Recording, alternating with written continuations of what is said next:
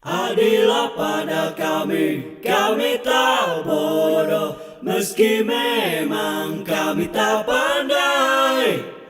Tapi kami berjanji akan tetap mengkritik sesuai isi hati. Hei penguasa, ini kami rakyat jelata. Engkau ada untuk siapa? Hei penguasa, ini kami rakyat jelata. Mau sampaikan semua keluh kesah. Bekerjalah dengan hati, pakai empati. Jangan banyak intrik, apalagi bikin taktik.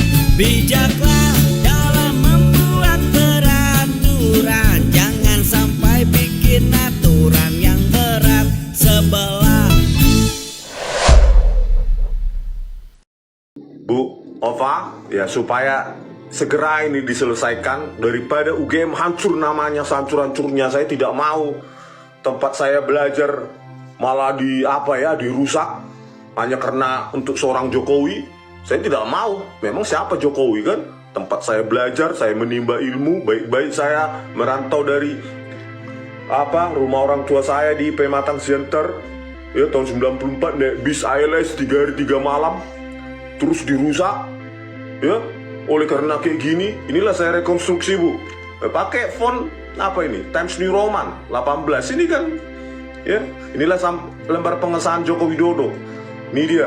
Kalian bisa rekonstruksi di rumah masing-masing, tulislah ini ya. Bukan hanya mirip, sama ya.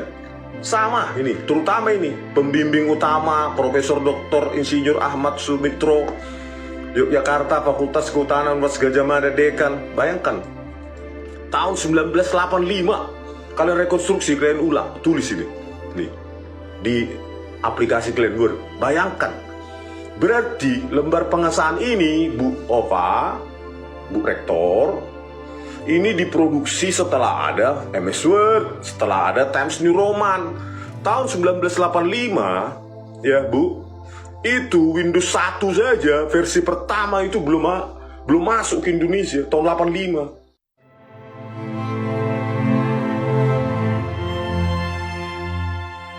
Kembali beredar isu ijazah palsu Presiden ke-7 RI Joko Widodo di media sosial pada Kamis 27 Maret 2025. Jokowi pun memberikan tanggapannya terkait isu keaslian ijazahnya tersebut yang kembali ramai diperbincangkan.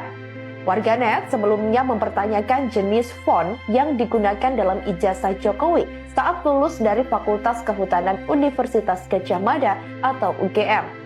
Ijazahnya kembali diungkit, Pak. Ijazahnya di UGM kembali diungkit karena fontnya yang dinilai belum ada di masa itu, Pak. Ya itu fitnah murahan yang diulang-ulang terus.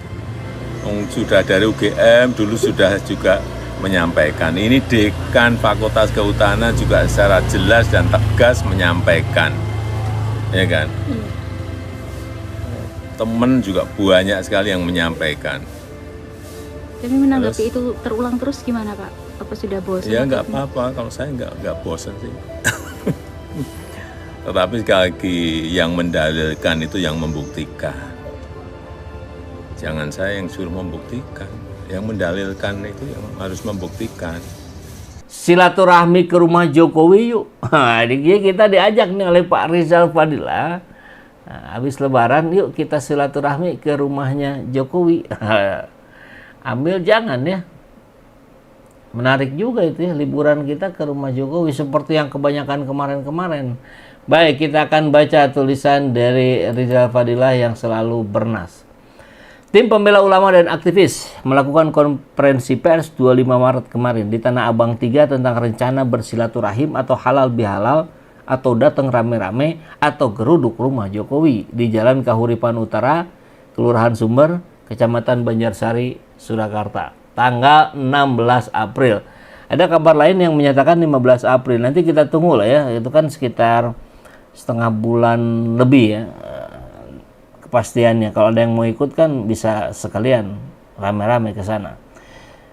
Rabu katanya ya, 16 April jam 10 surat kepada Pak Jokowi sudah dilayangkan. Oke. terima nggak ya? Ini seru nih kalau diterima nih. Kalau nggak kan udah biasa.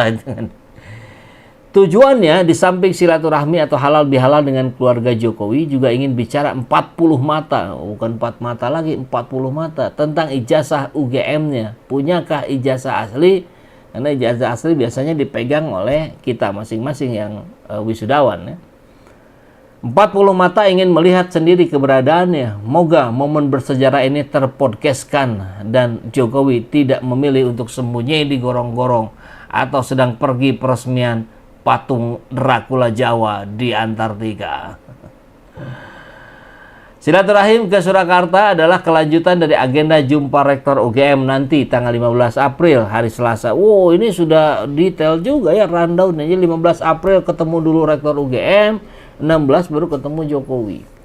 Ini untuk memfollow up pertarungan antara Dekan Fakultas Kehutanan UGM Dr. Sigit Sunarta melawan alumni Elektro UGM Dr. Rismon Sianipar. Sudah beberapa ronde keduanya bertarung dan terlihat Sigit berulang terkena pukulan job dan hooknya Sianipar. Oh, job itu ini ya, hook ini, hook. Job hook. Namun Sigit belum juga terkapar apalagi menggelepar. TPUA ingin mendapatkan informasi dari Rektor Profesor Dr. Ova Emilia mengenai dokumennya yang lebih rinci dari alumnus Fakultas Kehutanan bernama Jokowi yang dinilai jenius dan dapat menyelesaikan kuliah 5 tahun di tahun 85. Menurut Rismon, kehebatan Jokowi adalah mampu membuat lembar pengesahan tahun 85 dengan pola penulisan komputer yang baru ada pada tahun 92. Jadi jedanya 7 tahun juga. Dia bisa maju ke depan. Masa maju ke belakang ya? TPUA akan menyampaikan tantangan Dr. Rismon untuk uji karbon atas kertas yang digunakan skripsi dan ijazah Joko Widodo. Karbon 14 dating analisis diperlukan untuk 3 sampel, yaitu ijazah, lembar pengesahan, dan lembar prakata tanpa prakata. Dr. Rismon minta uji karbon dilakukan di 5 negara. Soal biaya siap edar kenceleng. 3 pihak dituntut memiliki itikat baik untuk menyelesaikan gonjang-ganjing ijazah palsu Jokowi. Pertama, Jokowi sendiri yang berani menunjukkan ijazah asli UGM-nya. Kedua, UGM yang secara jujur dan saintifik menjelaskan keberadaan skripsi dan ijazah Joko Widodo. Ketiga, Bareskrim Mabes Polri yang telah memiliki data untuk segera bergerak.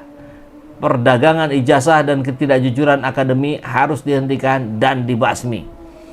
Kunjungan silaturahim atau halal bihalal ke rumah Jokowi, ini yang tak kalah seru nih, khususnya UGM, juga bisa dibersamai oleh tokoh-tokoh alumni UGM seperti Profesor Amin Rais, Ganjar Pranowo, Refli Harun, Roy Suryo, dan sebagainya.